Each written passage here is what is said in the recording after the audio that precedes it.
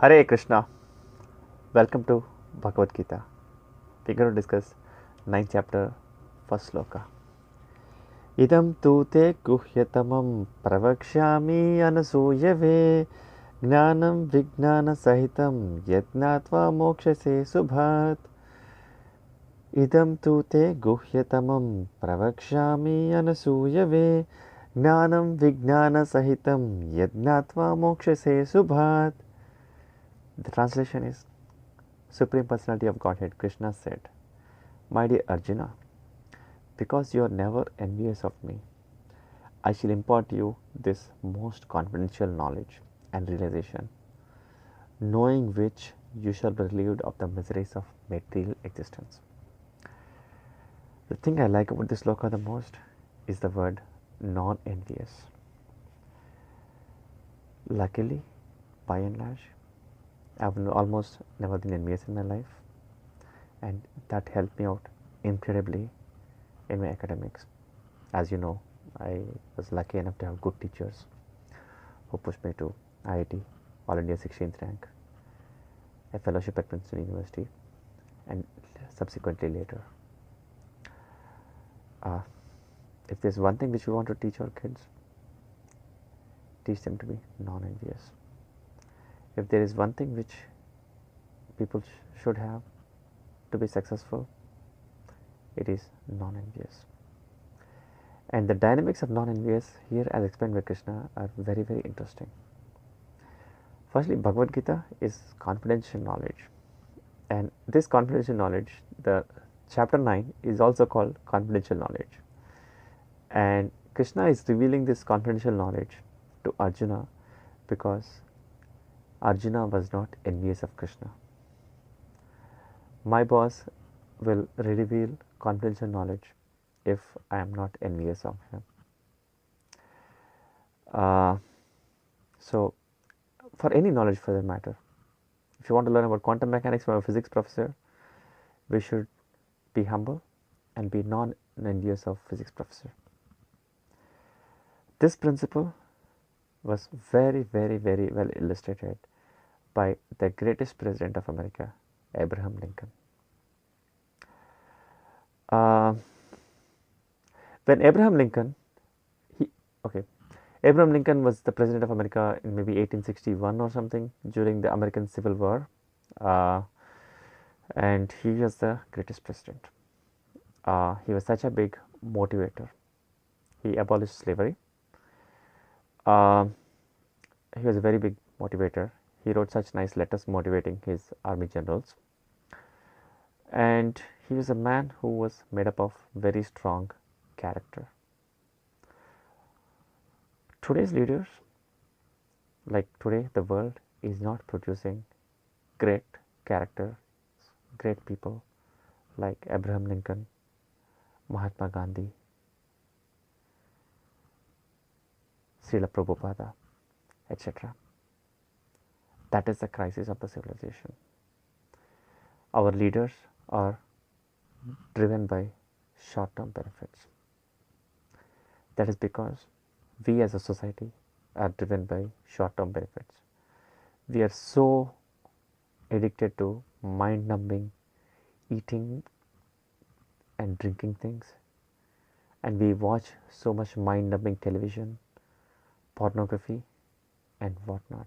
It's spoiling our brains. Anyway, we are here to talk about America and Abraham Lincoln.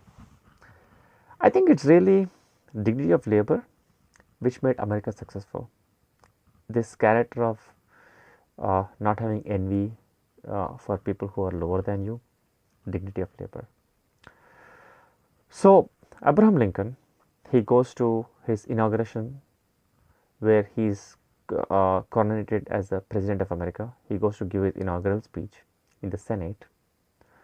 And as he goes there, somebody gets up and says, "Hey, Abraham Lincoln, your father is a cobbler. He used to make my shoes. You don't deserve to become the American president." Abraham Lincoln had very great character. He had very great depth. He said, "Sir, thank you for reminding me of my father. It is because of my father that I am very successful. My father made shoes with all his heart out. He put his soul into making shoes. He made the best shoes in the town. So you he so you are likely wearing the best shoes, and there was never a flaw with these shoes. And not only you, lot of people here are wearing the shoes which are made by my father. And I stand by my father's quality of work. I know how to make shoes myself.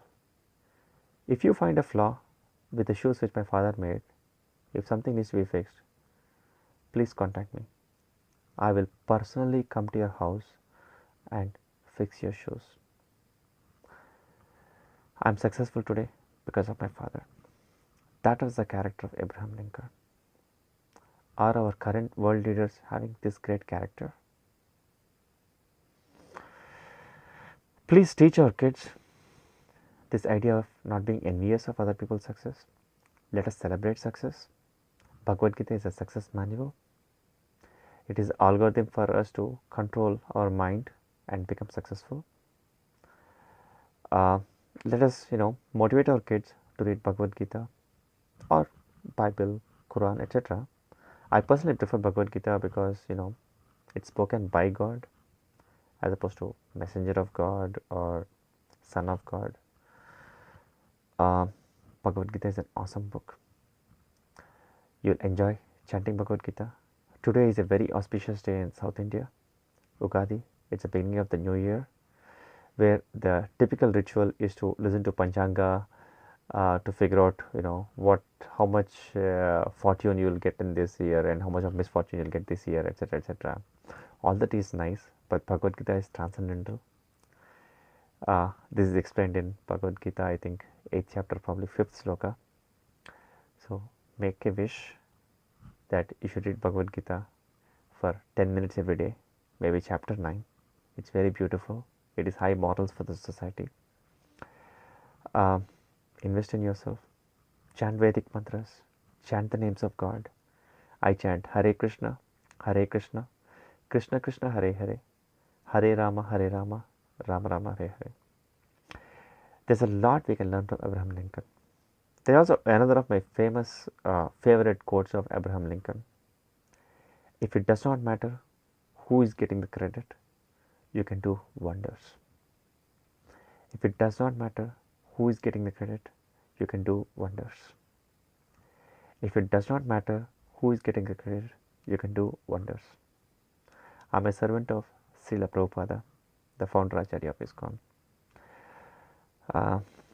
Anyway, I'm happy that Srila Prabhupada gave me this knowledge and gave me the sense to share Bhagavad Gita with you.